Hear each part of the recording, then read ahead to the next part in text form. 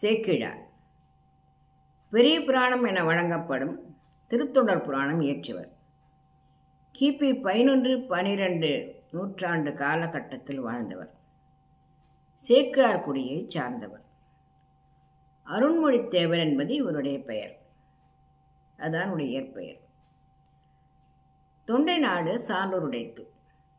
அத்தகைய தொண்டை நாட்டில் புலியூர் கோட்டம் குன்றத்தூர் நாடு குன்றத்தூரை சார்ந்தவர். சிறுவயதிலேயே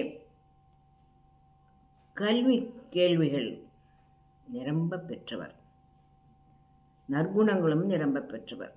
இவற்றின் காரணமாக அனைவராலும் பாராட்ட பெற்றவர். இதனை அறிந்த அனபாய சோழன் இவரை தம்முடைய அமைச்சராக ஆக்கிக் கொண்டார். உத்தம சோழ பல்லவன் என்ற பட்டமும் அளித்தார். மன்னர் இம்மைக்கும் மறுமைக்கும் பயன் தராத கட்டுக்கதைகளை படிப்பதையும் கேட்பதையும் கண்ட சேக்கிழார் அதனை படித்தல் வீண் என்று மன்னருக்கு அறிவுறுத்தினார். அப்படியானால் உயிருக்கு உறுதி பயக்கும் கதை எது என்று அனபாயன் கேட்க, தில்லைவாழ் அந்தனடு என்று இறைவனே அடியெடுத்து கொடுக்க சுந்தரமூர்த்தி சுவாமிகள் பாடிய திருத்தொண்டர் தொகையும் அதனை அடிப்படையாக கொண்டு நம்பியாண்டார் நம்பி பாடிய திருத்தொண்டர் திருவந்தாதியும் பல அடியவர்களுடைய வரலாற்றை விரித்து அழகாக கூறுகின்றது. அத்தகைய வரலாறுகளே இம்மைக்கும் மறுமைக்கும் பயன் தருபவை என்று மன்னருக்கு அறிவுறுத்தினார் சேக்கிழார். அதனை கேட்ட அனபாய சோழன், அப்படியானால் அவற்றையெல்லாம் ஒரு காப்பியமாக ஆக்கிக் கொடுங்களேன் என்று கேட்டார். உடனடியாக செயலில் இறங்கினார் சேக்கிழார். அதிலே கூறப்பட்டுள்ள அடியோருடைய ஊர்களுக்கெல்லாம் சென்றார். தொடர்புடைய எல்லா இடங்களுக்கும் சென்றார்.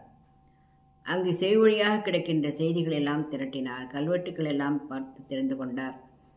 அதை தவிர வேறு எங்கெல்லாம் செய்திகள் கிடைக்கும் என்று அலைந்து திரிந்து அவற்றெல்லாம் திரட்டினார். மிகப்பெரிய செயல் அது. அது சொல்வதற்கு சாதாரணமாக தோன்றலாம். அது எப்படிப்பட்ட செயல் என்பது உற்று பார்க்கும்போது நமக்கு தெரிகின்றது.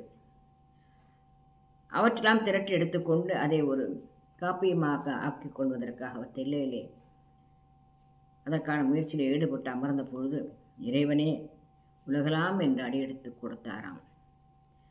4886 செய்யுட்கள் அடங்கிய அழகான காப்பியமாக உருவானது அந்த வரலாறுகள்.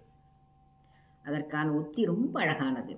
கையிலே தொடங்கி கையிலே முடிகின்ற அந்த காப்பியம் அடியவருடைய வரலாற்றையெல்லாம் அழகாக இணைத்து சொல்லுகின்றது. சுந்தரமூர்த்தி சுவாமியோட வரலாறு தான் அது. அதனால் இடையிலே அந்த வரலாற்றையெல்லாம் அடியவருடைய வரலாற்றையெல்லாம் அழகாக அவர் அங்கங்கே விவரித்து சொல்லி மிகச்சிறந்த ஒரு காப்பியத்தை படைத்தெடுத்துக்கின்றார். அதனை தில்லையிலேயே அரங்கேற்றுகின்றார். ஏராளமானவர்கள் அதில் கலந்து கொண்டார்களாம். மன்னர் அதற்கான அத்துணை ஏற்பாடுகளும் செய்து கொடுத்தாராம். அதனை அரங்கேற்றி முடித்ததும் அதற்காக மன்னன் செய்த அந்த சிறப்பு தான் நினைத்து நினைத்து மகிழக்கூடிய ஒரு செயல். அனபாய சோழன் சேக்கிழாரையும் பெரிய புராண சுவடிகளையும் யானை மீது ஏற்றி தில்லை வீதிகளை ஊர்வலமாக அழைத்து வந்தானாம்.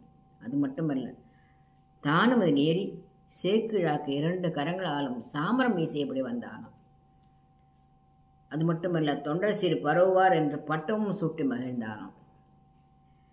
மிகச்சிறந்த வரலாற்றை கொடுத்த, மிகச்சிறந்த காப்பியத்தை கொடுத்த அந்த சேக்கிழார் அவர்களுக்கு, அந்த தெய்வ சேக்கிழார் அவர்களுக்கு மன்னன் செய்த சிறப்பு நினைக்க நினைக்க மகிழ்ச்சி தருகின்றது.